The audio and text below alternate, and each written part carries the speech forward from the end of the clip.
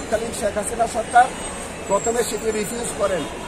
পরবর্তীতে একই মাসে আবার অযাচিতভাবে এই কানাডিয়ান কোম্পানি শেখ হাসিনা সরকারের কাছে আবার প্রস্তাব দেন।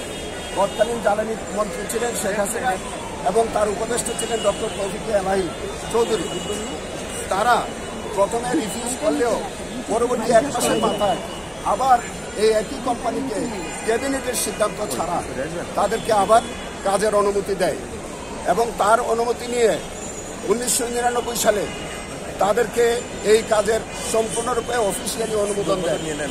1999 সালের 23 আগস্ট 1999 সালে তারা প্রথমে সিদ্ধান্ত নিল শেখ হাসিনা সরকার যে তারা একটা মেমোরেন্ডাম অফ আন্ডারস্ট্যান্ডিং করবে, কিন্তু মেমোরেন্ডাম অফ আন্ডারস্ট্যান্ডিং তারা পরবর্তীতে তারা করলেন না করে সেখান থেকে সরে এসে তারা একটা ফ্রেমওয়ার্ক অফ আন্ডারস্ট্যান্ডিং করলেন।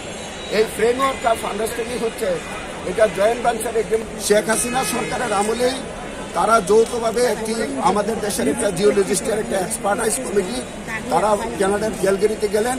সেখানে তারা যৌথ সমীক্ষা করে এসে রিপোর্ট দিলেন।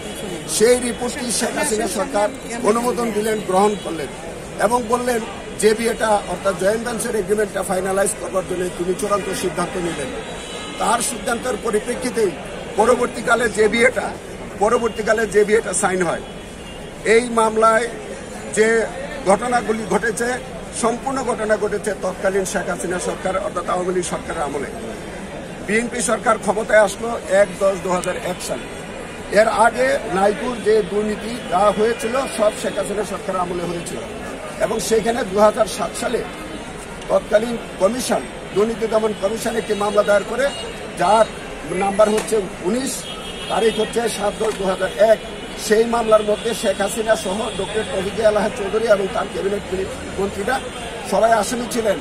এবং আপনারা জেনে আশ্চর্য হবেন যে শেখ হাসিনা পরবর্তীকালে ক্ষমতায় আসার পরে তার অংশের এই মামলাটি যা মূলত যেটুকু ঘটনা ঘটেছিল সবটাই ছিল শেখ হাসিনার বিরুদ্ধে। তিনি এই মামলা তার কাছ থেকে উনি প্রত্যাহার করা অর্থাৎ কোয়াশমেন্ট করে নিয়ে যান হাইকোর্টে। কিন্তু শুধুমাত্র ব্যালেন্স করার জন্য কোনো অভিযোগ না থাকা সত্ত্বেও বেগম খালেদা জিয়ার বিরুদ্ধে এই মামলাটি আরেকটি কাউন্টার মামলা করা হলো শুধু ব্যালেন্স করার জন্য। সেইটি আজ আমরা দীর্ঘ সময় আমরা আইনি লড়াইয়ের মধ্য দিয়ে আমরা বলার চেষ্টা বলেছি যে এই মামলাটি শুধুমাত্র শেখ হাসিনার দুর্নীতিকে ব্যালেন্স করার জন্য, তার সমকক্ষ করার জন্য আমাদের দেশনেত্রী বেগম খালেদা জিয়া অত্যন্ত জনপ্রিয় নেত্রী, তাকে মেলাইন করার জন্য রাজনৈতিকভাবে সামাজিকভাবে রাষ্ট্রীয়ভাবে তাকে মেলাইন করার জন্য তাকে মিথ্যা মামলা দিয়েছে। এই কথাগুলো আমরা 4 শুনানির সময় বলেছি, বিভিন্ন সময় আমরা বলেছি। পরবর্তীকালে এই মামলার যখন সাক্ষী শুরু হয় আপনারা জেনে থাকবেন রয়্যাল কানাডিয়ান মাউন্টেড পুলিশ 2 জন সদস্য এসেছিল। তারা কিন্তু বেগম জিয়ার বিরুদ্ধে কোনো অভিযোগ করেন নাই, বরঞ্চ ওই 2 জন সাক্ষী বরঞ্চ শেখ হাসিনার বিরুদ্ধেই কথা বলে গেছে। এবং এই মামলার যিনি বাদী ছিলেন মাহবুবুল ইসলাম, তিনিও তার জবানবন্দির মধ্যে শেখ হাসিনার বিরুদ্ধে সাক্ষ্য দিয়েছেন। সর্বশেষ এই মামলার যিনি তদন্তকারী কর্মকর্তা সাইদুর রহমান, তিনিও যে সাক্ষ্য দিয়েছেন সেই সাক্ষীর মধ্যে পরিষ্কার করে বলছে যে বেগম খালেদা জিয়া কোনো সারসংক্ষেপ অনুমোদন দেন নাই, বরঞ্চ ফাইল ফেরত দিয়েছেন। আর শেখ হাসিনা যে কাজগুলি করেছেন সবগুলোর বিরুদ্ধে তিনি আদালতে এসে সাক্ষ্য দিয়েছেন।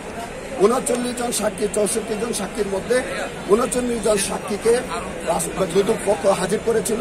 আমি প্রত্যেকটি সাক্ষীকে জেরা করেছি এবং জেরার মধ্য দিয়ে সবচেয়ে ইন্টারেস্টিং হচ্ছে যে আমি বেগম খালেদা জিয়ার পাশাপাশি জনাব গিয়াসউদ্দিন আল মামুন এবং সেলিম জিয়ার পক্ষে আমার জেরা করার সুযোগ হয়েছে। সেখানে যে কনফেশনাল স্টেটমেন্ট একটা নেওয়া হয়েছে সেখানে দেখা যাচ্ছে যে কনফেশনাল স্টেটমেন্টে তার আগে পুলিশ তাদের নামে একটা 161 স্টেটমেন্ট রেকর্ড করেছে।